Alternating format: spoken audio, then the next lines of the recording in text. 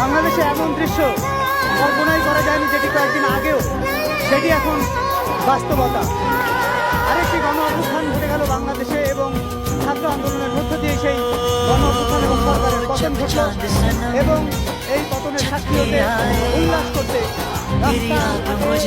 এই মানুষের जब चांद सनम छत पे आए तेरी याद मुझे तड़पा जाए। 5 জুন আদালতের রায়ের পর থেকেই মূলত ক্ষুব্ধ হন কোটা বিরোধী শিক্ষার্থীরা। কোটা সংস্কারে এবার ছাত্ররা নাম দিয়েছেন বৈষম্য বিরোধী मैंने लड्डू बंटवाना मैंने बैंड बजवाना तेनू प्यार सिखाना रे लाल चुनरिया वाली पे दिल आया रे हर लाल चुनरिया বাংলা वाली ব্লকের पे ভেঙে পড়ে दिल খুলনা आया থেকে रे। চট্টগ্রামে, বরিশাল থেকে সিলেট বিশ্ববিদ্যালয়, রাজশাহী, কুমিল্লা সহ বিভিন্ন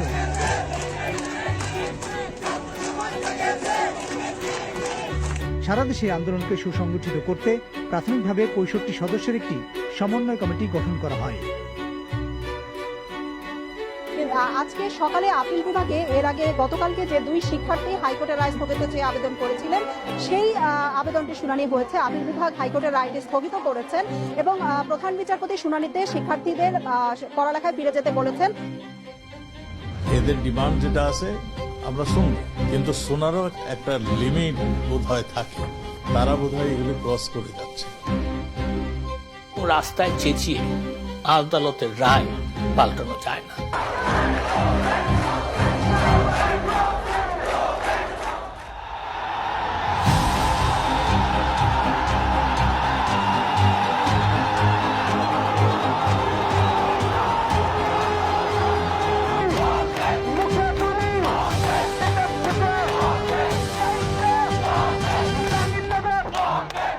কোটার মেধা তো এক জিনিস না, তো এইখানে দ্বন্দ্বটা সৃষ্টি করে, এটা একটা ট্যাকটিস। তার মানে কি মুক্তিযোদ্ধার সন্তান নাতিপুতিরা কেউ মেধাবী না, যত রাজাকারের বাচ্চারা নাতিপুতি হলো মেধাবী, তাই না?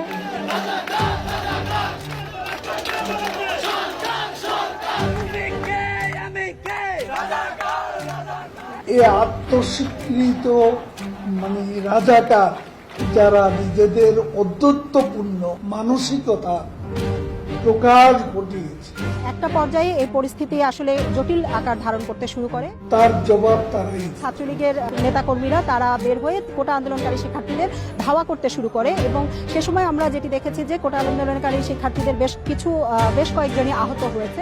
আমরা খুব দাঁত ভাঙ্গা দাওয়া দিয়ে বলতে চাই যে এই ঘটনা যদি পুনরাবৃত্তি ঘটে, আজকে 5 মিনিট আমরা বের করে দিচ্ছি, এরপর কিন্তু ঘর থেকে আমরা ধরে নিয়ে আসবো। আমরা সাবধান, ভাবির হলগুলোতে যে ছাত্রলীগের নেতাকর্মী আছে, আমরা ফু দিলে 5 মিনিটে ঘটিতে পারবে। আপনারা আজকে সারাদিন দেখেছেন কি হয়েছে, কিন্তু আমরা স্পষ্টভাবে বলতে চাই এইভাবে সহিংসভাবে এই আন্দোলনকে দমন করা সম্ভব নয়।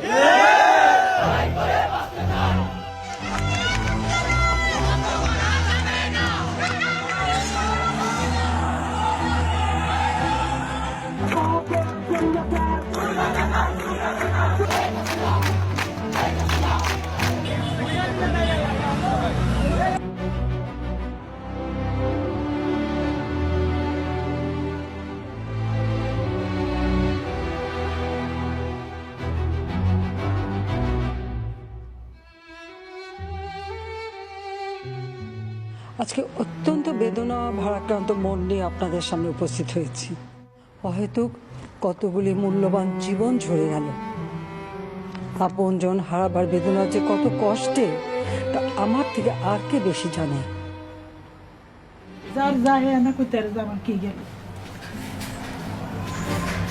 আমাদের ছেলেরা মরছে, আমি কি পাবো কোনোদিন? কোনোদিন পাবো? 17 জুলাই আন্দোলনের গতি প্রকৃতি নিয়ে সবার নজর ছিল ঢাকা বিশ্ববিদ্যালয়। হল থেকে বের করে দেওয়া হয় ছাত্রলীগের নেতাকর্মীদের। অনির্দিষ্টকালের জন্য বন্ধ ঘোষণা করে 6টার মধ্যে হলগুলো খালি করার নির্দেশনা জারি করে। তবে শিক্ষার্থীরা এর প্রতিবাদ করে ক্যাম্পাস না ছাড়ার ঘোষণা দেয়। পরে আন্দোলনরত শিক্ষার্থীরা উপাচার্যের বাসভবনের সামনেই গায়েবানা জানাজা পড়ে এবং কফিন মিছিল বের করে। অ্যাকশনে যায় আইন শৃঙ্খলা রক্ষাকারী বাহিনী।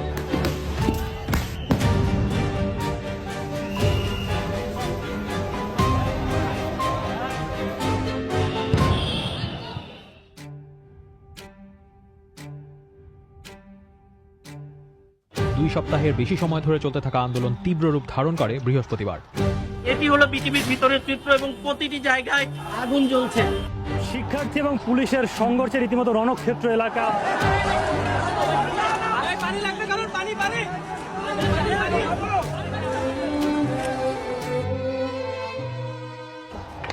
এই যাত্রাবাড়ি এলাকা যেখানে মূল পথ বাংলাদেশের যোগাযোগ ব্যবস্থার, সেই যাত্রাবাড়ির এই অংশটুকু কিন্তু সকাল থেকেই বন্ধ রয়েছে এবং ফলে কার্যত রাজধানী ঢাকা কিন্তু বিচ্ছিন্ন হয়ে পড়েছে। এবং আমরা যেটা দেখতে পেয়েছি,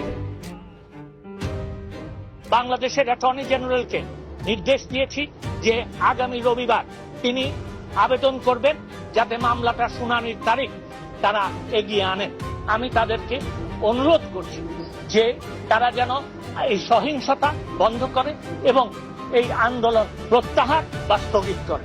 আমি মা, যাদের সন্তান মারা গেছে তাদের সকলের সঙ্গে যোগাযোগ করে অবশ্যই আমিও তার বিচারের জন্য আমিও মাঠে নামব। আমি এর বিচার চাই। শুক্রবার সকাল থেকে দেশের বিভিন্ন জায়গায় তীব্র মাত্রায় সংঘর্ষ ছড়িয়ে পড়ে। বিক্ষোভকারীদের দমাতে ঢাকার বিভিন্ন জায়গায় র্যাব ও পুলিশ হেলিকপ্টার দিয়ে টিয়ারশেল ও সাউন্ড গ্রেনেড নিক্ষেপ করে। অগ্নিসংযোগ করা হয় বেশ কয়েকটি সরকারি ভবনে। নরসিংদীর এই জেলা কারাগারে শুক্রবার দুপুরের পরে যখন হামলাকারীরা হামলা করে, আইনশৃঙ্খলা বাহিনীর তথ্য অনুযায়ী তাদের সংখ্যা ছিল 10,000-এরও বেশি। আইনশৃঙ্খলা রক্ষাকারী বাহিনী কি ধরনের গুলি চালিয়েছে তার একটি নমুনা হচ্ছে রামপুরা থানার পাশের এই সেলুনটিতে। এবং এই ঘটনা ঘটেছিল 19 তারিখ শুক্রবার দুপুরের পরে। ছোড়াগুলিও না, পিস্তলের বুলেটও না, আপনার হচ্ছে 6 ইঞ্চি বলে স্নাইপারের। ডাক্তার যেটা বললো একদম হাড় গুরু করে সব বের করেছে। আমার আজকে হাড় একটা বের করে ফেলছি, এখন হাড় নেই পায়ে। জীবন রক্ষার জন্য, সম্পদ রক্ষার জন্য, দেশের সম্পদ রক্ষার জন্য মানে এই গুলি করতে বাধ্য হয়েছে। শুক্রবার সন্ধ্যায় ঢাকা সহ দেশের বিভিন্ন জায়গায় বিক্ষোভ অব্যাহত থাকে। সেদিন মধ্যরাতে কোটা সংস্কার আন্দোলনের সমন্বয়কদের কয়েকজনের সাথে সরকারের প্রতিনিধি দলের বৈঠক হয়। তারা 8 দফা দাবি জানালেও সমন্বয়কদের আরেকটি দল বিবৃতি দেয় যে এই বৈঠকের বিষয়ে তাদের কিছু জানানো হয়নি। শুক্রবার গভীর রাত থেকে পুরো বাংলাদেশে কারফিউ জারি করার পর সেনাবাহিনী শনিবার ভোর থেকেই রাস্তায় নেমেছে। শনিবার কারফিউর প্রথম দিনে সংঘর্ষের তীব্রতা কমলেও বিভিন্ন জায়গায় বিচ্ছিন্নভাবে বিক্ষোভ চলতে থাকে। বেলা গড়ালেও নাগরিক চলাচলে স্বাভাবিকতা দেখা যায়নি, বরং জরুরি প্রয়োজনে ঘর থেকে বের হওয়া মানুষকে দুর্ভোগ পোহাতে হয়। তারা কয়েকজন ছাদে আসে। এরই মধ্যে শনিবার আন্দোলনের অন্যতম সমন্বয়ক নাহিদ ইসলাম আটক হন। কয়েকজন মিলে জোর করে নিচে নামিয়ে নিয়ে যায়, physically and mentally torture assault করা শুরু করে। রোববার নাশকতাকারীদের ধরতে দেশব্যাপী চিরুনি অভিযান শুরু হয়েছে। রবিবার আদালতের রায়ে জানানো হয় যে সব ধরনের সরকারি চাকরিতে 93% নিয়োগ মেধার ভিত্তিতে হবে। 93% মেধার ভিত্তিতে হবে। কারফিউর তৃতীয় দিন সোমবার স্বরাষ্ট্র মন্ত্রণালয়ের পক্ষ থেকে জানানো হয় যে ঢাকা, গাজীপুর, নারায়ণগঞ্জ ও নরসিংদী বাদে অন্যান্য জেলার কারফিউ জেলা প্রশাসন তুলে নিতে পারবে। কোটা সংস্কারের প্রজ্ঞাপন জারি করা হয়েছে বলে জানিয়েছেন আইনমন্ত্রী আনিসুল হক। সোমবার সন্ধ্যায় প্রধানমন্ত্রী শেখ হাসিনা এ প্রজ্ঞাপন অনুমোদন করেছিলেন। কারফিউর চতুর্থ দিনে মঙ্গলবার সকাল থেকে ঢাকার সড়কে মানুষ এবং যানবাহনের চলাচল কিছুটা বেড়েছে। সেই সঙ্গে ঢাকার সড়কে সেনাবাহিনী, বিজিবি এবং পুলিশের টহলও দেখা গেছে।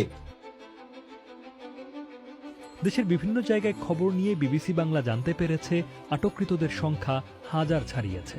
এই ছাত্র নেতাদের কাউকে অ্যারেস্ট করেনি, বরং তারাই বিভিন্ন জায়গায় লুকিয়ে রয়েছে। আমাকে গত 19 তারিখ শুক্রবার রাত 11টা বাজে নিয়ে যাওয়া হয়। 24 তারিখ বুধবার সকাল 11টা থেকে আমার ছেড়ে যাওয়া হয়। এটা বিশ্বাস হতে চায় না যে এদেশের মানুষেরা করতে পারে। ছাত্র নেতাদের নিরাপত্তার বিধান করা হবে এবং যাতে ছাত্রছাত্রীরা কোনো হয়রানির শিকার না হয় সেই ব্যবস্থা গ্রহণ করা হবে। যাদেরকে আটক করা হয়েছে তাদের নির্যাতন করা হয়েছে বলে অভিযোগ করেছে পরিবারগুলো। কোটা সংস্কার আন্দোলনে সহিংসতায় আহতদের দেখতে হাসপাতালে গেছেন বাংলাদেশের প্রধানমন্ত্রী শেখ হাসিনা। এরপর তিনি ক্ষতিগ্রস্ত সেতু ভবন দেখতে যান। এই আন্দোলন নামে আজকে এই যে এতগুলি মানুষের জীবনের ক্ষতি হলো, এতগুলি পরিবার ক্ষতি হলো, আর এইভাবে মায়ের কোল খালি হোক এটা আমি চাই না। কারণ আমি তো বাবা মা সব হারিয়েছি, আমি তো জানি বাবার ব্যথা কত কষ্ট। Today, I'm calling on the Bangladesh government urgently to disclose full details about last week's crackdown on protests. সমালোচনা করে পার্লামেন্টে বক্তব্য দিয়েছে ব্রিটিশ এমপিরা। Going on in Bangladesh, a 3-figure number of student protesters killed. We don't know how many because they've turned the internet off. ইতোমধ্যেই দেশ জুড়ে 550-র মতো মামলা হয়েছে। ঢাকায় অভিযানের পর পুলিশ বলছে তারা ব্লক রেড অর্থাৎ একটি সুনির্দিষ্ট এলাকা চিহ্নিত করে সেখানে অভিযান চালাচ্ছে সহিংসতায় জড়িতদের আটক করার জন্য। সার্বিক স্বার্থে আমরা এই মুহূর্তে থেকে আমাদের কর্মসূচি প্রত্যাহার করছি। তবে এই বক্তব্য প্রত্যাখ্যান করে বাকি সমন্বয়করা। তাদেরকে জিম্মি করে এভাবে স্টেটমেন্ট আদায় করার প্রতিবাদে আগামীকাল বৈষম্যবিরোধী ছাত্র আন্দোলনের পক্ষ থেকে সারা দেশে ছাত্র জনতার বিক্ষোভ কর্মসূচি ঘোষণা করছি।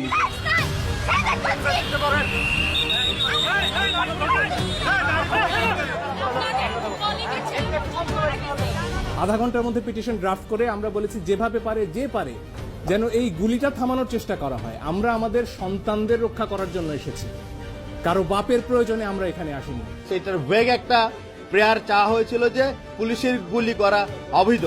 মৃত্যুর বিচার আমরা চাই, এটা হচ্ছে আজকে আমাদের দাবি, জাস্টিস। ইচ্ছা মতো পায়ে পিটাইছে, ইচ্ছা মতো গায়ে হাত দেবে, হাত দেয় ওর সামনে এসে দিবে।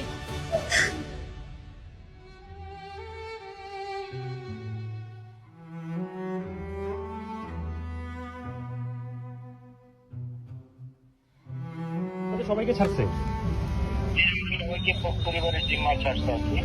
শেষ পর্যন্ত বাংলাদেশ জামায়াত ইসলামীকে রাজনৈতিক দল হিসেবে নিষিদ্ধ করেছে সরকার।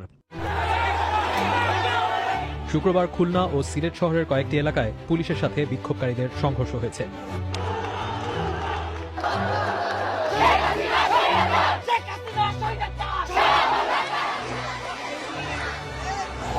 স্থানীয়দের ধারণ করা ভিডিওতে দেখা যায় অস্ত্র ও লাঠিসোঁটা নিয়ে বেশ কয়েকজন ব্যক্তি শিক্ষার্থীদের ওপর হামলা করলে তারা সেক্টর 11-র বিভিন্ন গলিতে আশ্রয় নেয়ার চেষ্টা করে।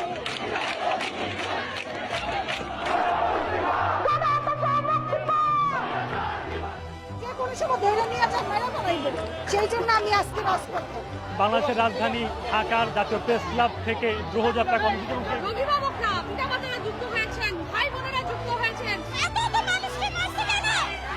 নানা দাবি তুলে ধরতে দেখা যায় সমবেতদের।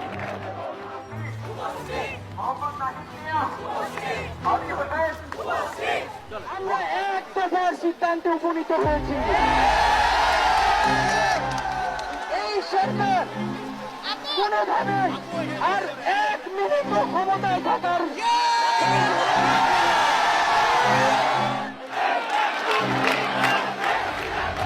শনিবার দুপুর থেকেই ঢাকার কেন্দ্রীয় শহীদ মিনারে জড়ো হতে শুরু করে স্কুল, কলেজ, বিশ্ববিদ্যালয়ের শিক্ষার্থীরা সহ বিভিন্ন শ্রেণী পেশার মানুষ। তবে ঢাকার বাইরে কুমিল্লা, সিলেট সহ কয়েকটি জায়গায় পুলিশ ও আওয়ামী লীগ কর্মীদের সাথে আন্দোলনকারীদের সংঘর্ষ হয়েছে।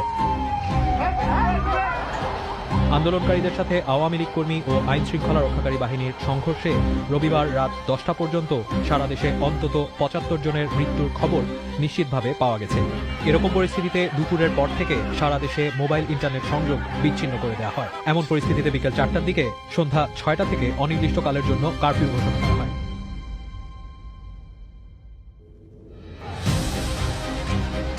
আন্দোলনকারীরা উত্তরা থেকে এই শাহবাগমুখী যে তাদের যাত্রা শুরু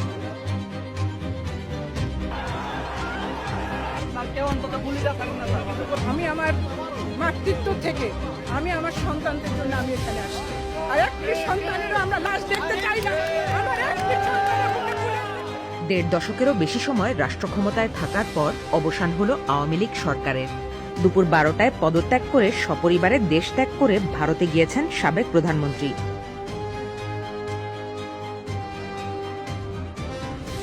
বিক্ষোভের মুখে বাংলাদেশের কোনো প্রধানমন্ত্রী দেশ ছেড়ে পালানোর প্রথম নজির এটি।